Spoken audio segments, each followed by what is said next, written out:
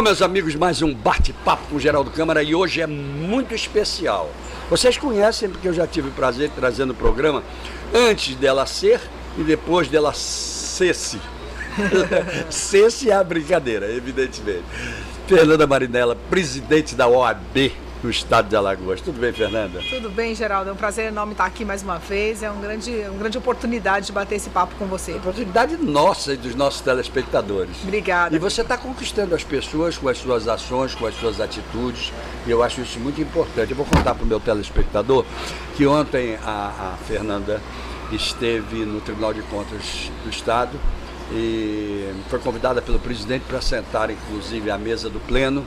E no Pleno, para os conselheiros e para quem estava lá, inclusive haviam alguns estudantes da UNIT que estavam lá, de Direito, que estavam assistindo, ela colocou uma proposta em relação a uma resolução sobre concursos para advogados. E esse é um dos assuntos que nós vamos tratar nesse programa. E ela se ouve de uma maneira espetacular, tanto que o assunto está sendo dado continuidade. E eu queria que você explicasse aos nossos telespectadores o que é isso, que defesa é essa do advogado, o que é que você está pretendendo? Na verdade, Geraldo, a discussão começou a partir de uma instrução normativa que já estava em tramitação lá no Tribunal de Contas do Estado, que discute sobre a contratação ou a realização de concurso público para escritórios de advocacia, para advogados e procuradores. Na verdade, a ideia é, eu preciso fazer a defesa do município, quem deve fazer essa defesa? Então, essa instrução normativa, ela viria para regulamentar quem deve efetivar essa defesa. Então, ela traz a denominação e a formatação do concurso público, mas ela também traz a formatação da contratação de forma direta, com licitação ou com contratação por inexigibilidade de licitação. Então, na verdade, o nosso ponto primordial de preocupação era, nós estamos falando da contratação de advogados. Claro. De um jeito ou de outro. Por concurso ou sem concurso, tem que ser legal. O exercício da advocacia que está no jogo. É verdade. Então, esse é o primeiro ponto. Por ser exercício da advocacia, nós entendemos que a OAB deve participar deste processo. Então, esse foi o nosso primeiro pleito ontem no Tribunal de Contas, né? Que a OAB fosse ouvida durante a produção desse instrumento normativo que vai definir o exercício da advocacia. Então, esse foi o primeiro ponto. Nós pedimos, então, para participar, para dar nossa contribuição no que diz respeito ao aperfeiçoamento dessa norma. É sempre bom aperfeiçoar, né? E quem está na área, quem está atuando, pode trazer uma contribuição. Então, esse é o nosso primeiro pedido, foi o primeiro pleito ontem. Deixa eu até parar nesse primeiro pedido, para a gente até estendê-lo um pouco mais, porque ele causou um efeito muito grande. Eu estava dentro do tribunal, você sabe disso, estava assistindo, e causou um efeito muito grande, a tal ponto que pediram que a OAB contribuísse com texto para a mudança dessa instrução normativa, certo? Exatamente. A ideia é que a gente leve essa contribuição, então, para o aperfeiçoamento da instrução. E esse era o nosso ponto primordial, né? Que a gente fosse realmente ouvido na construção dessa norma. Muito bem. Para contribuir e aperfeiçoar. Muito então, bem. A ideia realmente, ficamos felizes com o resultado, porque nós conseguimos que essa oportunidade fosse nos dada, apesar de reconhecer que regimentalmente não tinha essa obrigação, Com certeza. Então, não tinha essa obrigação, o tribunal não tinha essa obrigação legal de chamar a OAB a participar. Mas ao mesmo tempo, tinha devoção. E o entendimento do que é razoável, claro, não claro. é, Geraldo? Eu acho que é a questão de reconhecer que a contribuição e o aperfeiçoamento podem acontecer. Então, por que não ouvir, não é? Por que não dar essa oportunidade? Você sabe de uma coisa, você toca num assunto importantíssimo, e é o que eu admiro, por exemplo, no presidente do nosso tribunal, Otávio Lessa. É uma pessoa que sabe ouvir e que gosta das contribuições. O que seriam das instituições se elas vivessem exclusivamente daquilo que elas pensam, sem ouvir as partes, sem ouvir as pessoas? A OAB entrou numa hora muito feliz desse assunto. E ouvir os envolvidos, os né, envolvidos. Geraldo? Porque você não está falando de um estranho ao tema, você está falando dos envolvidos no processo. Perfeitamente. E, na verdade, a contribuição, então, era para o aperfeiçoamento da norma, e nós temos algumas preocupações, sabe, Geraldo? No que diz respeito a essa norma. Veja, nós vamos disciplinar a realização de concurso público. Ok. A OAB, ela prima pela legalidade na conduta da gestão pública. A OAB tem essa obrigação, enquanto obrigação de que vai cuidar do Estado Democrático de Direito, que vai cuidar da democracia brasileira, que vai cuidar do interesse público primário, a OAB tem essa obrigação com a legalidade. Então, a OAB também pode trazer uma contribuição no acompanhamento desses concursos, para que os concursos sejam feitos de forma regular nos municípios em que eles forem realizados. Com lisura. Lisura, com regularidade e mais do que isso. A OAB tem como obrigação defender também o advogado. E na defesa do advogado, ela não pode permitir o avitamento de honorários. Ela não pode permitir salários irrisórios para a classe. Você colocou isso lá ontem. Pois é. Então, a nossa muito preocupação em acompanhar o concurso, acompanhar as contratações, sejam sem concurso também, é no sentido de acompanhar a legalidade desse processo, a defesa do interesse público e que nenhum abuso seja praticado. Claro. Nem salários irrisórios, nem salários absurdos. Deixa eu deixar claro isso aqui também, para vocês entenderem o seguinte. O tribunal está fazendo a instrução normativa, mas os concursos a que se refere a Fernanda Marinella são os concursos de modo geral, que podem ser realizados em qualquer outra instituição, nas prefeituras de modo geral do estado de Alagoas, e que vão seguir uma instrução normativa que poderão ter exatamente esse acesso da OAB para acompanhamento. É isso? Exatamente. Essa instrução normativa, ela disciplina a contratação de advogado pelos municípios. Perfeito. Seja a contratação via concurso público com procurador de município, Isso. seja a contratação com inexigibilidade de licitação, Perfeito. seja a contratação através de processo licitatório. Perfeitamente. Então essa instrução, ela trata dos 3 pontos. Então nós começamos a tratar do primeiro ponto. Se a escolha Mas for teve pelo um ponto caminho... antes do primeiro ponto.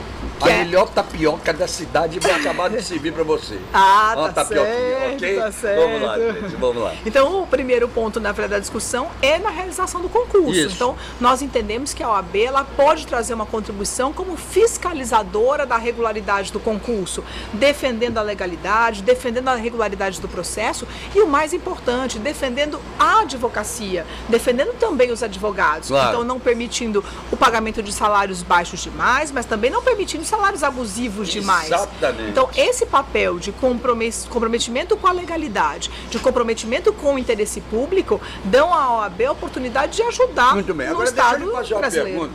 Já que você fala nessa questão de salário, nem permitiu o salário baixo demais, nem permitiu o salário alto demais. A OAB já fez um estudo sobre essa questão salarial do advogado? De que maneira ela cria até uma tabela, se for o caso, não sei. Na verdade, a gente tem na Ordem dos Advogados do Brasil a tabela de honorário, Geraldo, mas a tabela é uma tabela de orientação na prestação dos serviços. Ok. Tá? Não é de salários Não. públicos. por Existe exemplo. uma determinação de um piso salarial, que seria um mínimo, mas Ok. isso depende de lei nacional, de lei federal, então Perfeito. não há uma definição ainda quanto a isso. No que tange aos concursos públicos, nós temos parâmetros para os cargos públicos, que são os tetos remuneratórios. Ok. Então você tem o parâmetro do máximo, que é o teto remuneratório. Evidente. Então, assim, não há um valor que você Muito diga, bem. este é o valor que tem que ser praticado. Muito não bem. tem. Agora, outra coisa, será feita algum tipo de diferença? Ou você está tratando exclusivamente do advogado na função de advogado, ou você está tratando do advogado na função de procurador e por aí vai? E esse foi um outro ponto que nós colocamos outro ponto. também ontem, É. né, Geraldo? Porque essa instrução normativa, ela trata não só do advogado procurador, o Isso. advogado público, Isso. mas ela também trata do advogado contratado, que é o advogado privado, Perfeito. que é contratado também de forma legal pela própria Lei 8666, isso é possível, é viável, a instrução normativa também permite, então a gente trata das duas situações. É importante que a sociedade entenda que a OAB não defende um advogado, a OAB defende todos os classe, advogados. sem dúvida. Seja ele advogado público, seja ele advogado privado, seja ele advogado trabalhista, seja ele constitucionalista, seja ele criminalista, não importa. Então serve para todos os advogados, inclusive o advogado público. E eu dizia isso ontem lá no Tribunal de Contas, Geraldo, inclusive porque acompanhei de perto quando o nosso novo Código de Processo Civil estava em tramitação no Congresso Nacional, a OAB fez um trabalho muito importante na defesa do advogado público. Exatamente. Então nós tivemos a defesa com relação aos honorários do advogado público, a defesa com relação à própria autonomia. Então há uma preocupação da OAB com o advogado público. Então nós estamos no trabalho e o papel ontem foi exatamente esse, defender todos os advogados. Muito bem. Seja Aí eu um ou outro. pergunto a você, existe um outro aspecto muito importante nessa questão de contratação, que é a capacitação do advogado que vai entrar no concurso público. Ele pode passar no concurso como advogado, mas não ser capacitado, não estar capacitado para o serviço público. Como é que vocês, OAB, enxergam isso? Na verdade, eu espero que ele passe no concurso capacitado, Geraldo. Isso é um ponto importante. Eu também espero. Mas existe uma peculiaridade, Geraldo, que está exatamente ligada a esse fato da instrução normativa, que é o leque de atuação de um advogado num município como esse. Muito bem. Porque no município do interior, como na capital, o advogado, a atuação ela é muito diversificada. Demais. Ele tem que atuar no direito do trabalho, ele tem que atuar no direito administrativo, mas ele também tem que atuar na seara da jurisdição jurídica tributária, ele tem que atuar em várias áreas. Tudo. E o advogado, ele normalmente ele se especializa, Exatamente. porque quanto mais especializado, mais preparado ele é. Exatamente. Então, quando você fala da criação de um concurso público e do procurador público, há uma preocupação no que diz respeito ao leque de especialidades que ele vai ter que ter. Muito bem. Então, E aí... nesse ponto, alguns municípios preferem a contratação de escritório de advocacia, porque os escritórios têm esse leque de especialista. E a lei permite. Perfeito. Tudo dentro da legalidade. Exatamente. Nada contrário à Mas no lei. caso específico, por exemplo, do concurso do advogado, né? A pessoa física do advogado. Eu vou soltar uma besteira aqui, né? Não, como jornalista, não, mas como publicitário, que eu também fui a vida toda, durante uma boa parte da minha vida, a gente fazia as famosas reuniões de brainstorm, né? Onde a gente podia dizer a besteira que fosse. Mas Aquele era o momento, né, de dizer a besteira. Daquela besteira saía alguma coisa. Aí eu pergunto a você, por que não numa hora como essa em que a OAB está pensando nessa questão da instrução normativa, ela não se associa com a Escola de Contas do Tribunal para fazer cursos de capacitação para esse concurso? A ideia, na verdade, é que a escola e o trabalho da Escola de Contas é importantíssimo nesse sentido, não só para o advogado, né? Claro. Eu acho que para todos os gestores públicos, porque essa responsabilidade com o gestor público Muito de grande. capacitação é fundamental. E muitos não têm essa consciência, Geraldo. Não. Então, a gente até comentava isso ontem na oportunidade, porque muitas vezes o gestor público, ele não segue a orientação do advogado. Não. O advogado diz a ele que ele não pode fazer, mas ele quer fazer. E ele quer fazer porque muitas vezes ele não está capacitado até para perceber o quanto aquilo não deve ser feito, né? Então o advogado também não pode ser anjo da guarda, ele não tem como salvar a pátria muitas vezes, né? Mas essa capacitação é fundamental e eu acho que a OAB pode sim trazer a contribuição nessa capacitação, não só para o advogado, mas principalmente para os gestores públicos. Não, eu acho que a OAB um pode dar essa crescimento ajuda. muito grande da OAB se ela se unificar com... Porque, veja, vocês estão tratando disso. Desse claro, assunto. e queremos acertar, né? E querem acertar. Então, OAB com Escola de Contas, me parece que seria um negócio fantástico para o advogado alagoano. Pois é, eu também acho. Estamos aqui para trabalhar. Então vamos pensar um pouquinho no intervalo. Combinado. Voltamos já? Tá certo. E até para você poder provar essa tapioca que está maravilhosa aqui do nosso querido Bodega do Sertão. Bodega do Sertão, onde de 15 em 15 dias fazemos o bate-papo e nos outros 15 dias no Filé do Zezé. A Fernanda já me deu agora a oportunidade de estar nos dois lugares onde eu faço, né? Primeiro lá no Filé do Zezé e agora aqui na nossa queridíssima Bodega do Sertão, que é o sertão. Você olha para todo lado e você diz, eu estou no sertão. Além dos 70 pratos quentes, etc, etc. Mas eu quero lembrar vocês da UNIT, que é o Centro Universitário Tiradentes, que vem fazendo cursos de graduação maravilhosos, inclusive em Direito, e pós-graduação com uma enorme preocupação de que os cursos de pós-graduação estejam adequados à realidade do nosso mercado. Não adianta você fazer uma pós-graduação que não está adequada ao mercado. Então, eu acho que quando a UNIT, que é o Centro Universitário Tiradentes, a antiga FITS, pensa dessa maneira, pensa. E quando se pensa, é uma maravilha. Riacho Doce Beach Words Dance é um empreendimento imobiliário que eu considero absolutamente único, porque você imagina o seguinte, ele é plantado na praia do Riacho Doce.